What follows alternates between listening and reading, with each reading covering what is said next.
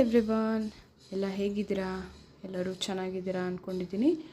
ಇವತ್ತು ನೀವು ಆಲ್ರೆಡಿ ಟೈಟಲಲ್ಲಿ ನೋಡ್ತಿರೋ ಹಾಗೆ ನಾನು ಮಾಡ್ತಿರೋದು ಕಾಯಿ ಚಟ್ನಿ. ಇದನ್ನು ನಾನು ರೊಟ್ಟಿಗೆ ಮಾಡಿದ್ದೆ. ರೊಟ್ಟಿ ವಿಡಿಯೋನ ನಾನು ನೆಕ್ಸ್ಟ್ ಅಪ್ಲೋಡ್ ಮಾಡ್ತಾಯಿದ್ದೀನಿ. ಸೊ ಬಿಫೋರ್ ದಟ್ ಈಗ ಚಟ್ನಿ ಹೇಗೆ ಮಾಡೋದು ಅಂತ ನೋಡೋಣ.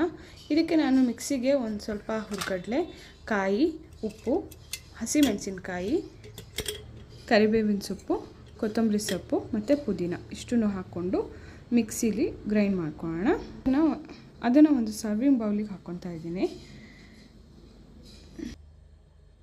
ಇದಕ್ಕೆ ಒಂದು ಒಗ್ಗರಣೆ ರೆಡಿ ಮಾಡ್ಕೊಳ್ಳೋಣ. ಅದಕ್ಕೆ ಒಂದು ಬಾಣಲೆಯಲ್ಲಿ ಎಣ್ಣೆ, ಉದ್ದಿನಬೇಳೆ, ಕಡಲೆಬೇಳೆ, ಸಾಸಿವೆ, ಕೆಂಪು ಮೆಣಸಿನ್ಕಾಯಿ ಮತ್ತು ಇಂಗು, ಕರಿಬೇವು ಇಷ್ಟನ್ನು ಹಾಕಿ ಒಂದು ಒಗ್ಗರಣೆ ರೆಡಿ ಮಾಡಿಕೊಂಡು ಚಟ್ನಿಗೆ ಮಿಕ್ಸ್ ಮಾಡಿದ್ರೆ ನಾವು ಮಾಡ್ತಿರೋ ಕಾಯಿ ಚಟ್ನಿ ರೆಡಿ ಆಗುತ್ತೆ. ಈ ಒಗ್ಗರಣೆ ಆಪ್ಷನಲ್ಲು. ಒಗ್ಗರಣೆ ಹಾಕಿದರೆ ಚಟ್ನಿ ತುಂಬ ರುಚಿಯಾಗಿರುತ್ತೆ. ಸೊ ಅದಕ್ಕೆ ನಾನು ಆ್ಯಡ್ ಮಾಡ್ತಾಯಿದ್ದೀನಿ ಇದನ್ನ. ಈ ಚಟ್ನಿನ ಎಲ್ಲರೂ ಕಾಮನ್ನಾಗಿ ದೋಸೆಗೆ, ಇಡ್ಲಿಗೆ, ಉಪ್ಪಿಟ್ಟಿಗೆ ಅಥವಾ ರೊಟ್ಟಿಗೂ ಮಾಡ್ತಾರೆ. ಸೊ ನೀವೇನಾದ್ರು ಈ ಚಟ್ನಿನ ಇನ್ನೂ ಡಿಫ್ರೆಂಟಾಗಿ ಏನಾದ್ರು ಮಾಡ್ತಾಯಿದ್ರೆ ಕಮೆಂಟ್ ಬಾಕ್ಸಲ್ಲಿ ತಿಳಿಸಿ. Thank you.